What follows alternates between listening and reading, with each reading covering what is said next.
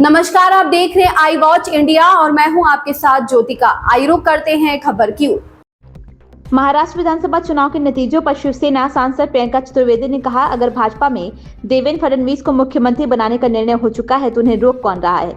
महाराष्ट्र के अखबार बता रहे हैं कि 95 सीटों पर डाले गए और गिने गए वोटों में अंतर है। करीब 76 सीटें ऐसी हैं जहां बताया जा रहा है कि गिने गए वोटों की संख्या डाले गए वोटों से कम है। सवाल ये उठता है कि क्या ईवीएम को वोटों में छेड़छाड़ का माध्यम बनाया जा रहा है। ये व्यापक चर्चा का विषय है। अगर बीजेपी में निर्णय हो चुका है देवेंद्र फडणवीस जी को मुख्यमंत्री बनाने का, तो उनको रोक कौन रहा है। 132 सीट लेकर आए हैं, बहुमत के बहुत पास में है। तो ये जो खींचतान चल रही है, सच्चाई ये है कि कोई निर्णय ये लोग बगैर खींचतान के लेते नहीं है। ये पावर हंग्री इतने हैं कि आज इतने दिन इतना भारी बहुमत मिला है और अब तक महाराष्ट्र को ये नहीं पता है कि उनका मुख्यमंत्री कहाँ होगा। ये तो जनादेश का निरादर करना है। आज फ्रंट पेज स्टोरी है कि महाराष्ट्र की एक और रिफाइनरी गुजरात की तरफ जा रही है और आंध्र प्रदेश की तरफ दूसरी जा रही है। ये मेरे महाराष्ट्र के हित के खिलाफ है। हमारे जो रोजगार के माध्यम बनने चाहिए थे वो दूसरे राज्यों में जा रहे हैं। हर दूसरे राज्य प्रगति करे but not at the expense of my state. ये इसलिए हो रहा है क्योंकि ये लोग अपनी पावर सेटिंग में लगे हुए हैं। इतने दिन हो गए हैं जनादेश आए हुए और सरकार नहीं बना पा रहे हैं। अगर देवेंद्र फडणवीस पे नाम स्टैंप हो चुका है तो जल्दी से डिक्लेयर करिए। क्यों महाराष्ट्र की जनता को जो किए हुए वादे हैं उससे वंचित रख रहे हैं, उससे दूर रख रहे हैं और जो महाराष्ट्र की स्टेयरिंग क्राइसिस है उसको दरकिनार कर रहे हैं। देखिए, जिस तरीके से हरियाणा हो या महाराष्ट्र हो, और महाराष्ट्र में तो बाकायदा अखबार बता रहे हैं कि कैसे 95 assembly seats out of 288 seats 95 assembly seats में जो वोट पोल हुए हैं और जो वोट काउंट हुए हैं उसमें अंतर है। करीब ऐसे 76 सीट्स हैं जो बता रही हैं कि जो वोट पोल हुए हैं उससे कम गिनती की गई है और 19 ऐसे हैं जहां पे जो वोट किए गए हैं उससे ज्यादा गिनती की गई है। तो प्रश्न चिन्ह ये उठता है, इलेक्शन कमीशन को has two is like the seizures wife who should be about suspicion, क्योंकि ये हमारी डेमोक्रेटिक रिपब्लिक की बात है जिसकी जिम्मेदारी इलेक्शन कमीशन को दी हुई है।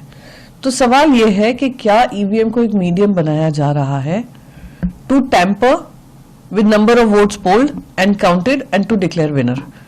और ये सवाल हर तरफ से, हर कोने से वोटर्स के तो आ ही रहे हैं, साथ ही साथ पॉलिटिकल पार्टीज के भी आ रहे हैं कि उसका दुरुपयोग कर कहीं ऐसा तो नहीं है इलेक्शन आउटकम्स को प्रभावित किया जा रहा है और इस पर कार्रवाई होनी चाहिए। ये व्यापक चर्चा का विषय है। अगर किसी एक मन में भी ऐसी शंका है कि उनका वोट इनवैलिडेट हो रहा है या दूसरी तरफ जा रहा है, it goes against the principles of the very foundation of a nation.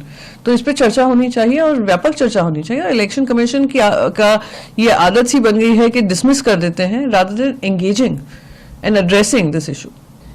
नहीं, वो सुप्रीम कोर्ट की मान्यता है, पर सुप्रीम कोर्ट को यह भी मानना पड़ेगा कि यहाँ पे जो अभी तक मैंने इलेक्शन कमीशन के संज्ञान में ये लेकर आई हूं पर हमें कोई जवाब नहीं मिला है कि कैसे 95 सीट्स प्रभावित करती हैं इलेक्शन आउटकम्स को। तो अगर इस तरीके का मिसमैच है, हमने फॉर्म 17C पार्ट 1 बनाया है, 17C पार्ट 2 बनाया है जिसमें पोल कितने हुए हैं, काउंट कितने हुए हैं वो दिखाता है। अगर उसी में मिसमैच है, टैली नहीं हो रहा है, तो आई एम वेरी क्लियर कि सबके मन में शंका होगी।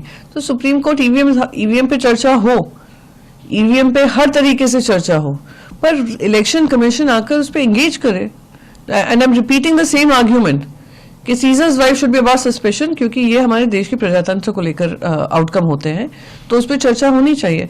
जब भारतीय जनता पार्टी सत्ता में नहीं थी, एल.के. अडवाणी जी के अंतर्गत एक किताब लिखी गई थी ईवीएम पर, तो सुप्रीम कोर्ट ने पीआईएल को रिजेक्ट किया है। पर supreme court I am sure इस पे अगर व्यापक चर्चा होती, पोली ड्राफ्टेड पीआईएल था क्या था मुझे नहीं पता है, अगर एक व्यापक चर्चा होगी इसके लूपहोल्स भी जनता के सामने आएंगे।